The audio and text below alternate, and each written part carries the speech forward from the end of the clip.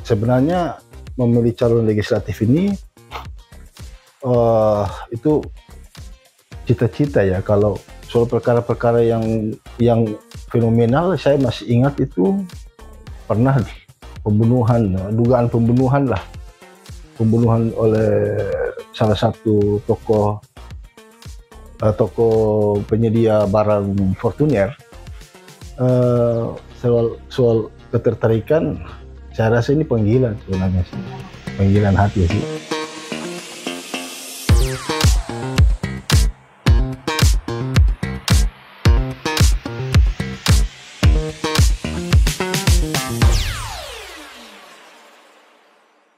Sobat Kalesang, sederet tokoh politik tengah menggaungkan tekadnya untuk tampil bertarung di kancah pemilu 2024 nanti. Seperti apa kesiapan mereka dalam mempersiapkan amunisi untuk ikut bertarung juga di pemilu 2024 nanti. Sobat Kalesang, bersama saya Siti Anissa dalam podcast Siap Bertarung di Pemilu 2024. Malam ini saya sedang bersama dengan salah satu tokoh politik yang saat ini diusung oleh Partai Nasdem di wilayah pemilihan 1, khususnya Kecamatan Ternate Tengah. Seorang advokat muda dan juga seorang aktivis lingkungan. Siapa lagi kalau bukan Pak Fahrudin Maloko. Ya. Selamat malam Pak, apa kabar? Malam. Ya. Baik, sehat? Sehat, alhamdulillah sehat. Alhamdulillah sehat. Nah, Pak Fahrudin ini sahabat akrabnya lah. Biasanya panggil Kak Eros. Iya, biasanya teman-teman panggil Eros. Itu nama panggilan kecil di kampung itu. Baik, panggil Kak Eros. Iya. Kesibukan apa sekarang Kak Eros? Yang pasti lagi buka kantor firma hukum. Yang pasti kerjanya soal pelayanan bantuan hukum, bagi pencari keadilan di Kota Ternate. Kemudian juga selain menjadi praktisi hukum, advokat, saya juga sibuk di kegiatan-kegiatan partai di Nasdem di Kota Ternate, terutama di DPD Kota Ternate maupun di DPW Provinsi Kota. Lagi gencar-gencarnya kampanye. Iya. Yang pasti itu ikhtiar dan instrumen ya, instrumen untuk menjejal pemilihan legislatif di 2024 nanti. Seperti itu. Itu ya Sobat Kalesang. Nah, untuk mengawali pertanyaan podcast kita malam ini, saya ingin bertanya ke Kak Eros, kenapa Kak Eros memilih untuk terjun menjadi seorang calon legislatif? Iya. Sebenarnya memilih calon legislatif ini itu cita-cita ya. Kalau kita melihat Barack Obama di Amerika, itu punya background sebagai advokat. Kemudian beberapa politisi di Amerika yang hampir semua background advokat. Seorang advokat itu harus bukan dituntut ya, bukan wajib lah, tapi memang punya keinginan, mungkin itu semacam panggilan untuk menjadi legislator atau menjadi anggota DPR atau menjadi orang yang dititipkan di parlemen gitu. Jadi saya setelah dari 2013 menjadi bergiat di bagian lingkungan hidup. Sejak 2013? Iya. Sebenarnya 2013 itu untuk giatnya di bidang hukum. 2009, 2008, 2009, 2010, 2011 itu hampir aktivitasnya di bagian lingkungan hidup. Jadi problem-problem lingkungan hidup, kemudian di bidang advokat, problem-problem hukum, sehingga ini menjadi embrio saya untuk mencoba untuk mencalonkan diri sebagai anggota DPR dan bisa memproteksi kebijakan di parlemen, terutama di pemerintah Kota Ternate. Dalam hal ini DPRD daerah Kota Ternate seperti itu. Kalau advokat sendiri, Kak Eros mulai dari tahun berapa tuh? Saya kalau advokat sejarah hukum penanganan di bidang praktis sebenarnya dari mahasiswa. Kebetulan karena saya kuliah di hukum, kemudian di tahun 2006 itu sempat membuat LBH di Kota Ternate saat itu. Nah kemudian berkecimpung, itu belum ada punya izin advokat ya, untuk menjadi aktivis aktivis mahasiswa saat itu untuk melakukan pendampingan terhadap, pernah kita dampingi karyawan di PKBM buruh di Pelabuhan Ahmad Yani, kemudian beberapa pelanggaran tindakan kekerasan yang dilakukan oleh beberapa oknum aparat di Kota Ternate dari 2006. Nanti pada tahun 2012 saya ikut pendidikan khusus profesi advokat, ujiannya di Manado, nanti baru lulus di tahun 2013, kemudian diambil sumpah. Lama ya, prosesnya itu. Prosesnya lama. Jadi memang harus banyak makan asam garam lah di dunia, supaya punya pengalaman di bidang hukum. Kalau selama ini kan di advokat paling banyak menangani kasus-kasus ya, Eros. Nah sejauh ini sudah berapa banyak nih kasus yang berhasil ditangani dan yang gagal ditangani? Iya, kalau sebenarnya kalau kasus, kalau untuk pada saat mendapatkan izin praktek lawyer di 2016 itu, saya banyak menangani perkara litigasi ya. Perkara litigasi itu di bahasa hukumnya perkara yang diperhadapkan di pengadilan. Jadi ada istilah litigasi maupun non litigasi. Nah litigasinya banyak di pengadilan. Soal perkara-perkara yang fenomenal, saya masih ingat itu pernah dugaan pembunuhan oleh salah satu tokoh penyedia barang Fortuner. Berapa itu Pak? Itu di tahun 2017-18 tidak salah. Jadi ada pembunuhan di situ, kemudian anak dan ibunya dituduh sebagai orang yang memerintah, menyuruh. Nah kemudian kami dampingi anak dan ibunya, saya bersama senior saya, tim, dan perkara itu cukup lama, cukup menyita perhatian publik saat itu. Terakhir, alhamdulillah itu divonis bebas sampai ke Mahkamah Agung, jadi tidak terbukti keterlibatan anak dan istrinya. Ya, berhasil di situ. Kemudian yang kedua, saya juga pernah terlibat dalam pengajuan gugatan perwakilan kelompok atau class action terhadap PDAM Kota Ternate. Itu di tahun 2017 atau 16 tidak salah juga. Jadi ada peliharaan PDAM Kota Ternate, kemudian warga di kelurahan di bagian utara Ternate mengajukan gugatan, kami mewakili mereka untuk mengajukan gugatan ke PDAM karena pelayanan air minum yang tidak maksimal. Saya pernah dengar dari situ, ya, itu sangat fenomenal. 2017 lah sempat itu. Kira-kira itu lah. Sampai saat ini ya aktivitas kantor jalan biasa, ada plan, kita tangani, ada perkara kita tangani persidangan dan sebagainya. Seperti itu. Ya, Sobat Kalesan. Nah, untuk caleg sendiri nih Kak, ada pengalaman berkesan nggak sampai sehingga jadi triggernya Kak Eros untuk masuk terjun ke dunia politik? Selain embrio karena melihat teman-teman yang bergerak khususnya di lingkungan hidup, kemudian teman-teman yang bergerak di bidang hukum, aktivis hukum, kebetulan saya ini kan di partai di DPW Nasdem, Dewan Pimpinan Wilayah Nasdem Maluku Utara, dipercayakan sebagai badan advokasi hukum atau istilah kami di Nasdem bahu. Jadi saya itu bertugas untuk menangani perkara-perkara sengketa pilkada, sengketa internal partai yang berhubungan dengan hukum untuk partai politik. Nah terakhir kemarin saya menjadi kuasa hukumnya Pak Wali Kota di Mahkamah Konstitusi sempat. Jadi karena beliau itu diusung oleh Partai Nasdem, kami mengusulkan itu. Nah soal ketertarikan, saya rasa ini panggilan sebenarnya sih. Panggilan hati sih. Selain itu juga ada teman-teman ataupun orang-orang dekat yang dorong untuk coba maju ke DPR untuk coba dulu di sana untuk mempengaruhi kebijakan lah. Seperti itu kira-kira.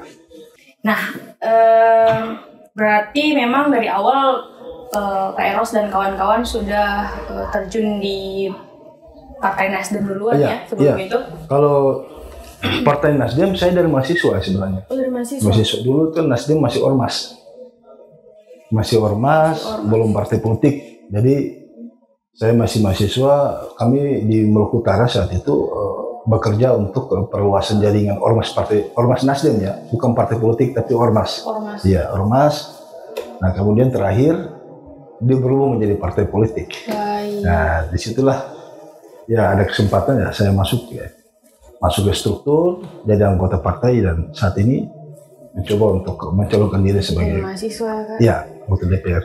Berdasarkan informasi yang Ica dapat nih, Kak Eros, katanya Kak Eros punya kesamaan visi dan misi nih dengan Partai Nasdem sendiri. Kalau boleh tahu kesamaannya seperti apa tuh, Kak? Yang pertama, saya mau melihat terkait dengan visi misi partai ada 3 sebenarnya sih. Yang paling penting itu saya lihat di poin ketiga di misi Partai Nasdem itu soal gotong royong.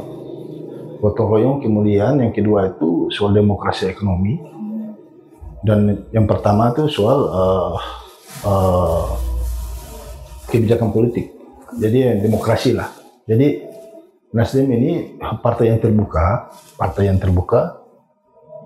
menerima publik, kemudian punya misi untuk ekonomi kerakyatan ini, ekonomi demokrasi ini diberikan kesempatan kepada orang untuk, terutama masyarakat paling bawah, untuk bisa bergiat dalam konteks ekonomi. Kemudian juga dalam konteks pengambilan keputusan itu bersifat gotong royong. Nah, sebagai nilai atau lokal wisdomnya orang Indonesia. Jadi tidak serta-merta keputusan itu harus diselesaikan melalui teknis yudisial dan sebagainya, tapi kalau bisa diselesaikan melalui gotong royong, kenapa tidak? Seperti itu. Nah, itu ketertarikan saya di Partai Nasdem. Selain itu juga partai ini partai terbuka, partai yang tidak eksklusif. Saat ini misalnya kita lihat di nasional saat ini ada gugatan tentang sistem pemilu tertutup dan terbuka dan sebagainya. Dan terakhir teman-teman di Badan Advokasi Hukum DPP Bahu masuk sebagai pihak terkait di Mahkamah Konstitusi untuk mempertahankan bahwa sistem pemilu 2024 nanti adalah sistem pemilu dengan sistem terbuka. Jadi memberi kesempatan kepada publik, siapapun itu yang berkeinginan untuk, termasuk anak muda juga. Iya, dan di DPP Nasdem ada biro atau ada badan khusus yang menangani tentang milenial. Kira-kira begitulah. Ya, keenakan di Partai Nasdem lah. Iya, seperti itu. Jadi Partai Nasdem berjiwa muda. Hampir semua muda teman-teman di semua. Iya. Nah, kalau boleh tahu tokoh yang menginspirasi Kak Eros sendiri di Partai Nasdem? Yang pasti Surya Paloh. Iya. Pasti Surya Paloh. Beliau ini tokoh nasional yang punya ya dari bahan bacaan yang saya baca punya jejak yang penting untuk bangsa ini gitu. Beliau saya menilai bahwa untuk kepentingan pribadi sudah tidak gitu. Beliau sudah lebih ke memikirkan bangsa dan negarawan. Jadi kalau kita mau lihat sudah jadi negarawan lah. Sudah tidak lagi memikirkan jabatan atau apa, tapi melihat instrumen politik, pengabdian terhadap instrumen politik melalui Partai Nasdem itu untuk beliau mengaplikasikan jiwa beliau untuk membersihkan bangsa ini. Kira-kira gitu. Nah, untuk kesiapannya Eros sendiri nih Kak, dalam pertarungan nanti di nanti seperti apa? Iya, kalau kesiapannya pasti ada 2 lah. Yang pasti dalam konteks kesiapan infrastruktur, yang kedua kesiapan mental ya. Kalau kita mau lihat wajib. Kalau kesiapan infrastruktur, yang pasti saya telah konsolidasi ketemu dengan orang masyarakat. Diskusi, berbicara, kemudian menyiapkan instrumen-instrumen kampanye, misalnya membentuk tim misalnya, kemudian mungkin nanti akan memasang semacam template atau baleho nanti dan sebagainya. Harus tuh. Yang pastinya supaya bisa mengetahui saya calon. Nah, kemudian kesiapan mentalnya siap. Saya malahan punya ikhtiar bahwa kira-kira kalau misalnya mentalnya saya itu soal dapat atau tidak dapat ya. Nah itu harus disiapkan mentalnya, karena istilahnya maju DPR ini tidak harus optimis ya, kita optimis untuk bisa menang nanti, tapi saya lebih mengedepankan partai ya, agar di kontestasi 2004 nanti Partai Nasdem tetap banyak kursi lah di parlemen nanti, di DPRD Kota Ternate. Yang saat ini mungkin cuma 3 kursi, bisa jadi 5 sampai 6 kursi lah, seperti itu. Kalau dukungan keluarga sendiri? Yang pasti dukungan keluarga banyak ya. Dukungan keluarga sangat support ya, sangat support, termasuk istri juga dukung. Kalau lihat teman-teman, kolega juga dukung. Nah dari dukungan itu kan bisa dari talk to talk ya, dari pembicaraan itu ya bisa apalah, minimal tidak memaksa, tapi kalau bisa punya hati untuk memilih, ya silakan memilih saja. Iya, seperti itu Sobat LSM. Itu tidak bisa memaksa hati orang kan, seperti hanya menyampaikan informasi. Ini saya mau calon DPR dengan segudang pengalaman yang ada. Kalau Anda percaya, pilih saya. Kalau tidak, pilih orang lain atau Partai Nasdem itu aja sih sebenarnya. Iya. Nah terakhir nih Kak Eros, kalau nanti Kak Eros terpilih nih menjadi calon legislatif di daerah pemilihannya, apa yang akan Kak Eros? Iya, saya soal sebenarnya kalau kita mau lihat secara formal ya, secara normatif sebenarnya anggota DPR itu tidak punya visi misi sebenarnya, karena menjalankan rencana kerja yang ditetapkan oleh pemerintah. Nah, anggota DPR itu sendiri secara normatif hanya tiga fungsi yang kita punya. Fungsi pengawasan, legislasi, sama budgeting. Pengawasan ini terkait dengan mengawasi kerja-kerja pemerintah. Kemudian soal budgeting, soal kewenangan untuk memproteksi keuangan daerah. Kemudian soal legislasi ini soal memproduk peraturan-peraturan daerah gitu. Nah, saya punya pengalaman menarik bersama salah satu anggota DPR sebelumnya di Pemkot Ternate, itu berinisiatif melahirkan peraturan Perda Bantuan Hukum untuk rakyat miskin, dan alhamdulillah perda itu telah diproduk oleh DPRD Kota Ternate. Itu di DPRD periode 2016. Jadi ada salah satu senior saya di Fakultas Hukum yang kebetulan jadi anggota DPR. Saya kemudian mengusulkan gagasan bahwa membentuk Perda Bantuan Hukum untuk rakyat miskin saat itu. Nah, dia percayakan saya untuk menyusun draftnya, kemudian membangun konsolidasi dan sebagainya. Alhamdulillah lewat Perda itu beliau berinisiatif untuk mengusulkan Perda dan disahkan. Dan jadilah Perda nomor 4 tahun 2016 tidak salah tentang Perda Bantuan Hukum untuk masyarakat miskin. Dan saat ini Perda itu telah setelah dilaksanakan di Kabupaten Ternate. Nah, nanti ada warga-warga miskin yang punya keterbatasan ekonomi dapat diberikan pelayanan hukum gratis lewat lembaga-lembaga bantuan hukum yang ada. Baik. Nah, ini gambaran awal sebelum saya di DPR gitu. Sebelum DPR saya juga terlibat seperti itu. Nah, kemudian saya punya visi misi besar bahwa kalau misalnya saya di DPR, tentunya problem-problem mendasar Kota Ternate, misalnya sampah, itu wajib. Misalnya air dan sebagainya, kita harus memproteksinya melalui kebijakan legislasi di DPR. Nah, saya punya bayangan untuk membentuk Perda Kota Ternate yang nanti mengatur tentang lingkungan, tapi lebih spesifik pada penggunaan kantong plastik untuk jual beli gitu. Jadi ada pembatasan ataupun ada seperti apa untuk mengurangi penggunaan kantong plastik di Kota Ternate ini. Kita lihat sendiri bahwa sampai di Ternate ini ada problem dari dulu ke dulu. Plastik itu memang dari dulu sampai sekarang. Jadi dari tahun ke tahun kan lama terurai itu kan. Iya, jadi pemberitaan sebelumnya masalahnya sampah,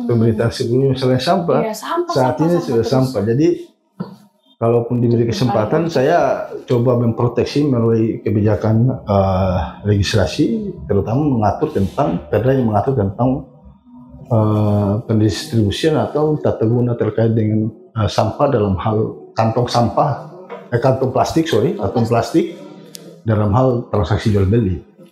Mungkin bisa kantong plastik itu kalau orang mau beli kemudian kantong plastik mesti harganya ada pajak yang di situ besar supaya menurunkan masyarakat punya penggunaan plastik. Iya. Beli kalau pakai plastik kan bisa ada tote bag kan yang bisa dipakai untuk dibawa ramah lingkungan dan tidak banyak sampah plastik.